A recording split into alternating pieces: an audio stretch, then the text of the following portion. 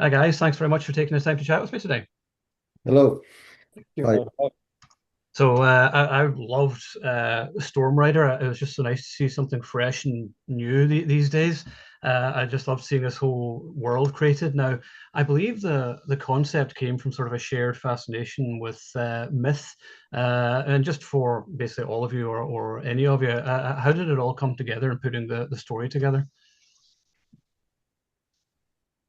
It was process pretty much. Neb, producer, come with the original already done script. Neb should say something about it.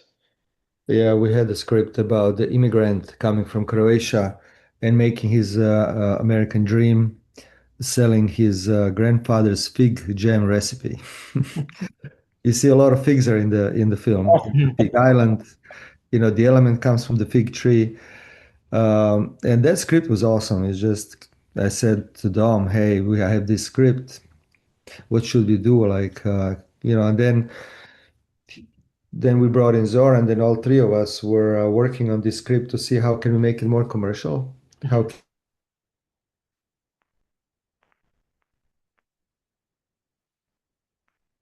kind of grew up on the islands on the coast of Croatia, and we wanted to show that visually on the screen, right?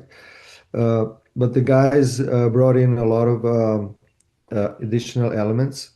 Uh, we decided to go into sci-fi. I think we wanted to bite too big of a the project was kind of too big for us. We realized that later, and that's why it took so long. You know, because this is building a universe. It's at the end of 8 years of work. This film put all these pieces together into a perfect movie. So it started with this base of the family story, generation of a grandfather, father, and grandson. And we kept that in the movie, first 30, 40 minutes. That's the core, right? Yeah. Yeah. Also, have to give a shout out to see my fellow Scot James Cosmo in the cast, who's one of my favorite actors. How did you get him on board? It was really, we really wanted him. We had a lot of choices, but we really wanted him because of the look and the way just the way how he is. And when he came to the set, it was amazing. Like every line, it was perfect. It was so easy to work with him. I'm gonna let directors to continue, but we really love working with him as well as all other actors. Mhm. Yeah. Yeah, I like James makes lines, sound better than what you had in mind when you wrote him. Like he's that kind of actor, never needs more than one take. It's amazing. Just and a perfect gentleman, in the hot sunny days, he would not, yeah. abuse the help. He would help the guys who are supposed to follow him around with an umbrella. He will like, why don't you have a seat, take some rest? I'll keep you in shade. It's just amazing, Mhm. to have an actor and a person of such stature, to work with, really. As a person, he's amazing. Really, Yeah. really Yeah. modern and very, very valuable. Mhm. Yeah. I believe you leaned into in terms of like the visual style, sort of neoclassicism and symbolism rather than the futurism which you expect to see in these kind of movies. And I like that because I feel like that's really what it would be like. It would be things would be look more like temples and the old-fashioned type of visuals. Can you talk about sort of bringing those visuals to life on the screen? Yeah, I mean, we had a huge research about, but the core point, the starting point from me and Zoran was like, okay, the question, what would happen, how the civilization would be rebuilt, and we had all those mythological layers in storytelling, like a background, right? So we started to incorporate this. So when we was building the civilization, we would start to building it like New Rome. So we started building from the stone, but also give us the possibility to preserve the look, to give the look, and to adapt the look of Mediterranean calamari sci-fi, what we're calling, on whole vision of the world. So automatically it's coming the gladiators inside. So we was inspired by Ben Hur, the races and everything, and that we're putting on the sea in front of the islands, and we're creating this core starting point of this our universe, where the story, what Neb brought about the familiar lineage, give us the possibility of 3 decades timeline to plug into the universe building and narration. What then give us the possibility to structure 300 years circle of the discovery. And kind of we blending. We have huge fans of the spaghetti western, pirate movies, and we start to blending those all elements in. Obviously, Mad Max a lot. Obviously, historical, mythological movies, sandali movies, and everything. So we start to blending that from European perspective, everything in.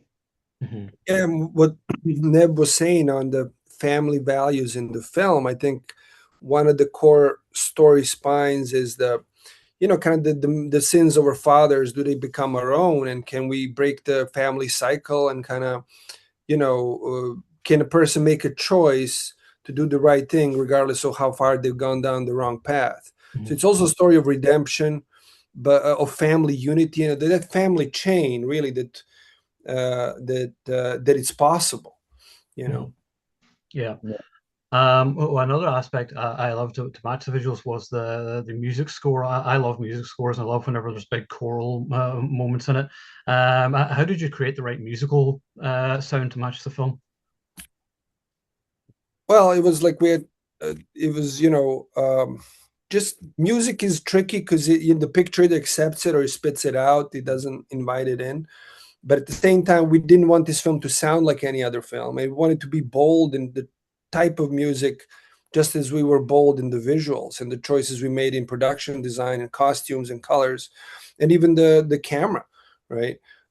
So again, going back to the calamari sci-fi moment, we didn't afraid to go with melodies, with trumpets, with choruses singing Latin words, which I wrote, because it kind of painted the film. It gave it an extra layer that will support all these great visuals, and it will make it stand out even more. I think if it was generic and kind of expected safe play, I think it would be diminished as a film itself.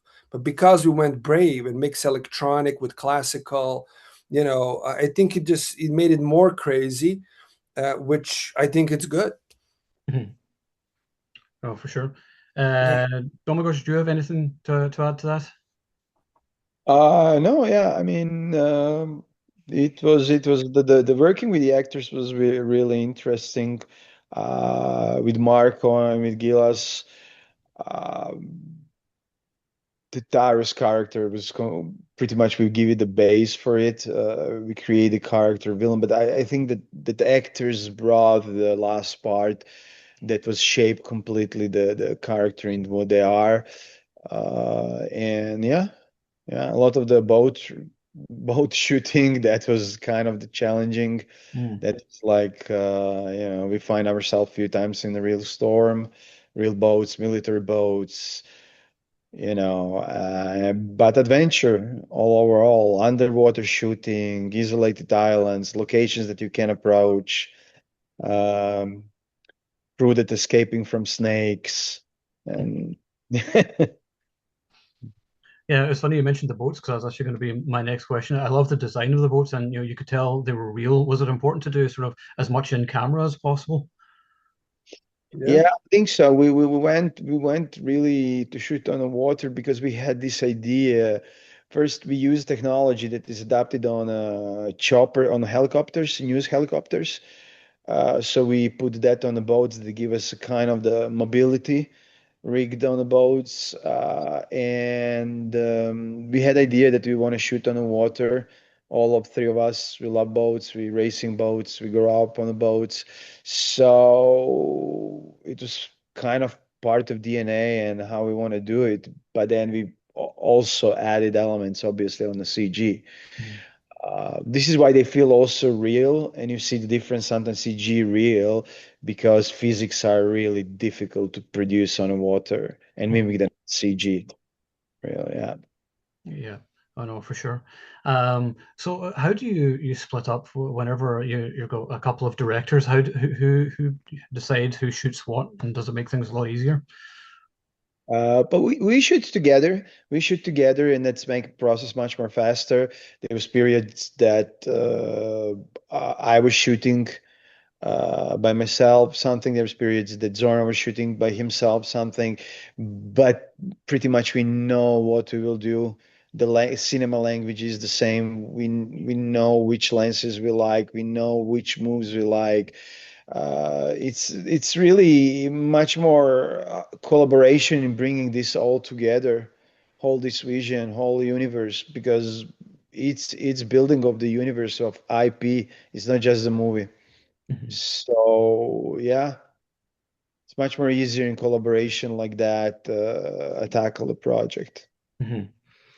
Now, Neb, I know you're the founder and owner of Garden of Titans, which is the IP-focused production company, and there's all kinds of ideas, which Domagoj just mentioned, for upcoming things for expanding the universe. So, what's next for this universe in your mind? Are you ready? We're gonna go into the water underneath, like a couple of miles. Then we're going into the space, and then we're gonna go see dinosaurs. Sold. Yeah. That's where we're going Yeah. next. And we're really excited to go there. I'm very excited. Yeah, Nice. I do feel like we've just scratched the surface of this universe. I'm looking forward to seeing where we're going to go next. Very, very, very small portion of the universe was touched in this film. Yeah, we had to downside because there's a whole backstory that we had to fit in like what couple of minutes during the film. But the backstory goes back for another movie if we wanted to do it. Yeah. I'm more interested in sequels. Yeah, when we expand, that's where I'm more interested. But we'll go where we have to. Well, we first wanted to show this film and really get awareness to the audience to come and watch the film because it's something different. We're offering a great ride and experience while preserving some humanity. Mhm. Absolutely, yeah. So final question, because I know there's not too much more time, and my boss is going to be wondering where I am. But what would the three of you, like audiences to take away from the film? What would you like to resonate with them? With something new, something fresh. I mean, that they see these old patterns and everything, but they can enjoy it, and could be right. They can enjoy the scenery, characters. Yep. Well, I mean, we're going back to promise. We wanted to say, hey, there is promise. You made somebody a promise. You better deliver it because we forget to do that lately. We're also looking for the truth of the origin of our world, which in our day today, we're also all looking who is ruling with us. So I think there's going to be a lot of questions when people finish the film. I can just tell you, like, we're too much in it. We've been doing it for 8 years. I can just tell you what audience saw, like in Cannes Film Festival. They were hypnotized. They couldn't move for half an hour. They didn't want to leave the seats.